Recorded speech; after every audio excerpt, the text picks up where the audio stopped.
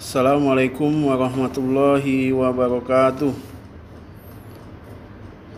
Anak-anak Bapak kelas 1 SD Al-Kafa, apa kabar semuanya? Semoga selalu dalam lindungan Allah Subhanahu wa taala.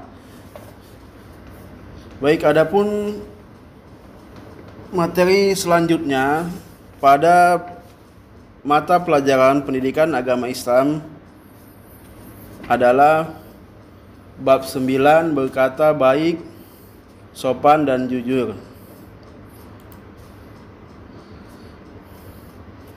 Yang akan kita pelajari adalah berkata baik, sopan dan santun. Berkata yang baik, sopan dan santun. Yang pertama, berbicara yang baik.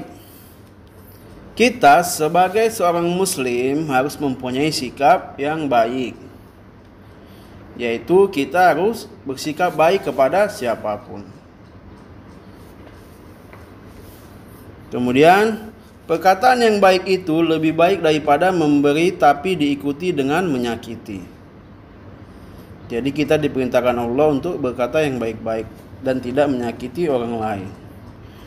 Kemudian yang ketiga, di sekolah harus berbicara yang baik kepada teman, ibu, dan bapak guru. Supaya apa? Kalau kita berkata yang baik-baik, maka kita akan lebih dihargai oleh orang lain. Yang selanjutnya adalah contoh berbicara baik dengan ibu guru di kelas, yaitu ketika minta izin ke kamar kecil. Baik, perhatikan buku di halaman 82. Di situ ada sebuah cerita ataupun paragraf yang bisa kalian baca di rumah masing-masing. Jadi di sini kita sebagai siswa, seandainya nanti jadi tatap muka, maka di sini kita akan mempraktekkan contoh berbicara baik dengan ibu guru di kelas, yaitu ketika minta izin ke kamar kecil. Jadi kita tidak langsung keluar dari kelas, tapi kita permisi dengan baik-baik. Kemudian yang B, sopan santun dalam berbicara. Ada cerita di halaman 83. Kamil, Hasan, dan Husin berteman. Mereka duduk di kelas 1 sekolah dasar. Rumah mereka saling berdekatan. Mereka berangkat dan pulang sekolah bersama-sama. Mereka sering bermain bersama sepulang sekolah. Mereka bersahabat dan saling menyayangi. Mereka tidak pernah bertengkar jika berbeda pendapat. Mereka menjaga agar tidak berkata kasar, selalu saling menghargai dan saling mengingatkan. Mengutamakan kebersamaan dan kerukunan. Selanjutnya, mereka rajin sholat berjamaah di musola. Di dalam musola mereka tertib dan sopan. Tidak pernah berlari-lari ataupun bermain-main di waktu sholat.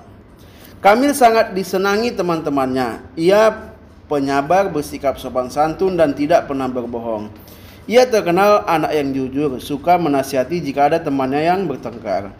Ia ikhlas dan senang mengunjungi temannya saat ada yang sakit. Ia mendoakannya supaya Allah segera menyembuhkannya, sehingga ia bisa bersekolah dan bermain kembali. Jadi dalam cerita ini adalah sebuah contoh, ada seorang anak yang perkataannya baik, tidak berkata kasar, saling menghargai, dan kemudian menjenguk ketika temannya sakit. Lalu dia juga rajin sholat berjamaah di musola ataupun masjid. Dan di dalam musola, ketiga sahabat ini mereka tertib dan sopan, tidak pernah berlari-lari ataupun bermain-main di waktu sholat. Jadi anak-anak Bapak sekalian, ketika kalian berada di masjid ataupun musola, usahakan tertib dan tidak mengganggu orang lain yang sedang beribadah. Kalau kalian berlari-lari dan ribut, maka itu akan mengganggu orang lain yang sedang beribadah. Jadi akan mengganggu kehusukan mereka. Daripada kalian main-main di musola, lebih baik tidak usah datang ke musola dulu. Sholatnya di rumah saja dulu. Kalau kalian tidak bisa mengontrol diri untuk main-main di musola atau masjid. Jadi usahakan jangan pernah bermain-main di masjid ataupun musola. Jadi kalau datang niatnya sholat, bukan main-main atau mengganggu temannya.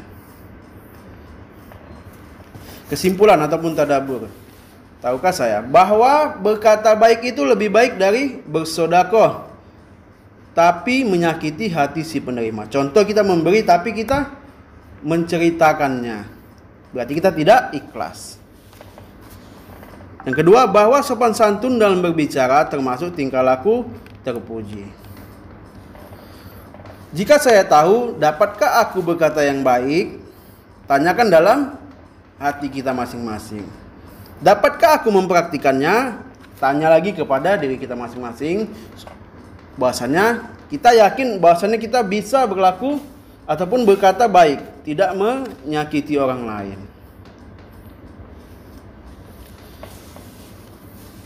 Baik, karakter building.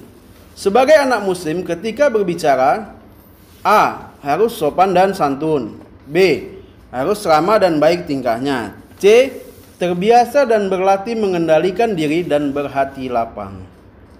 Baik, cukup sekian dulu penjelasan Bapak di materi bab 9 tentang berkata baik, sopan, dan santun. Anak-anak Bapak sekalian, semoga kalian semua bisa menerapkannya di rumah, yaitu berkata baik dan sopan santun, terutama kepada yang lebih tua dan kepada teman sebaya kalian.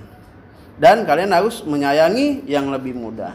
Sekian dulu penjelasan dari Bapak, semoga bermanfaat. Wassalamualaikum warahmatullahi wabarakatuh.